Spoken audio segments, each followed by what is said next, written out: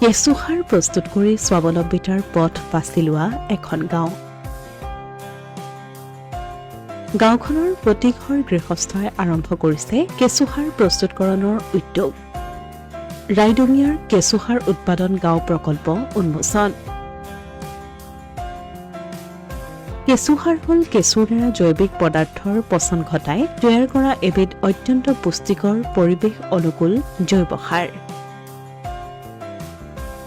ই মাটিৰ উৰ্বৰতা বৃদ্ধি কৰে, পানী ধৰি ৰখাৰ ক্ষমতা বঢ়ায় আৰু শস্যক প্ৰয়োজনীয় উপাদান যোগান ধৰে। এই কেঁচু সাৰ উৎপাদন জৈৱিক কৃষি, পুষ্টি, পৰিৱেশ অনুকূল আৰু কৃষকৰ আয় বৃদ্ধি আদিৰ উদ্দেশ্যৰে এখনি গাঁৱৰ প্ৰতি ঘৰ গৃহস্থই আৰম্ভ কৰিছে কেঁচু সাৰ প্ৰস্তুতকৰণৰ উদ্যোগ।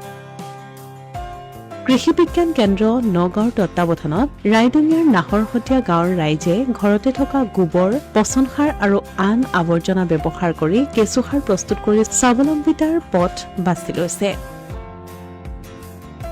ৰাইডঙিয়াৰ উদ্যমী যুৱক প্ৰভাত চন্দ্ৰ দাস আৰু গীতাঞ্জলি দাসৰ আপ্ৰাণ চেষ্টাৰ ফলত গাঁওখনত গঢ় লৈ উঠা এই প্ৰকল্পক অসম কৃষি বিশ্ববিদ্যালয়ে কেঁচু সাৰ প্ৰস্তুত গাঁও হিচাপে স্বীকৃতি দিছে।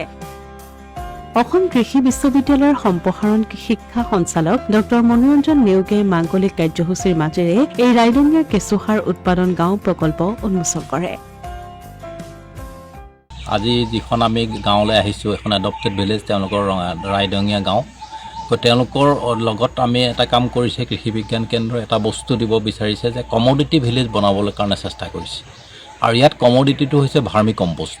গতিকে আমি প্ৰায় সকল কৃষককে আমি ইয়াত সামৰি ল'বলৈ চেষ্টা কৰিছোঁ। বিশেষকৈ ইয়াত আমাৰ চিডুল কাষ্টৰ যিখিনি আমাৰ কৃষকৰ পৰিয়াল আছে, সেইসকলৰ কেনেকৈ আমি আৰ্থিক উন্নতি কৰিব পাৰি, তেওঁলোকৰ অৰ্থনৈতিক বুনিয়াদটো কেনেকৈ মানে গঢ়ি তুলিব পাৰি, বৃদ্ধি কৰিব পাৰি, তাৰ কাৰণে আমি কমোডিটি ভিলেজ হিচাপে ভাৰ্মি কম্পোষ্টৰ ওপৰত জোৰ দিছোঁ। আৰু ইয়াত সহযোগ কৰিছে আমাক প্ৰভাত চন্দ্ৰ দাস ডাঙৰীয়াদেৱে।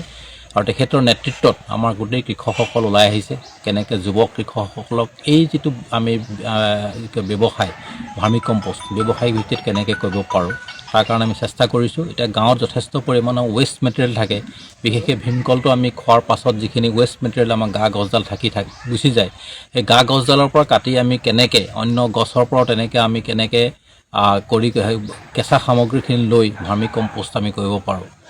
ভাৰ্মি কম্পোষ্ট আছে, এনৰিচ কম্পোষ্টটো আমি কথাও চিন্তা কৰিছোঁ লাহে লাহে।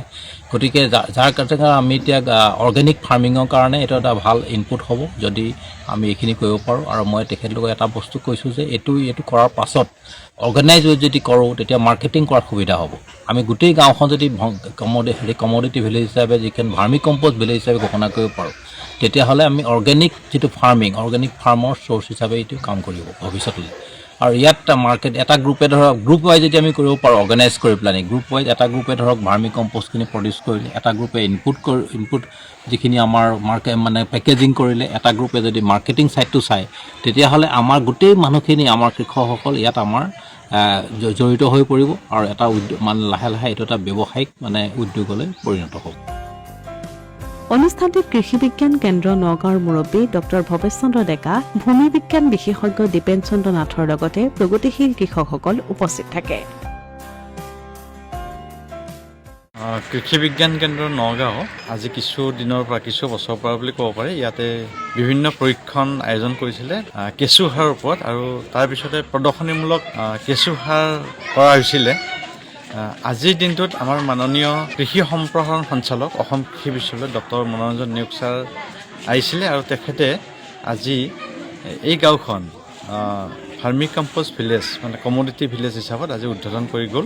আমাৰ ইতিমধ্যে আমাৰ কৃষি বিজ্ঞান কেন্দ্ৰৰ উদ্যোগত আৰু কৃষক ৰাইজে ইতিমধ্যে প্ৰায় 60টামান ভাৰ্মি কম্পোষ্ট ইয়াত কৰি আছে আৰু খুব সুন্দৰ উৎপাদন কৰিছে। আৰু আমি এই বছৰৰ পৰা এনৰিচ ভাৰ্মি কম্পোষ্ট মানে তাৰ লগত জীৱাণু সাৰ সংযোজন কৰিছোঁ, যাতে তাৰ মূল্য সংযোজন হয়। গতিকে আমি আগন্তুক দিনত আকৌ বেছিকৈ এই গাঁওখনত অকল ভাৰ্মি কম্পোষ্ট যদি উৎপাদন কৰিব, তেনেহ'লে আমি এখন সুন্দৰ বজাৰ পাম।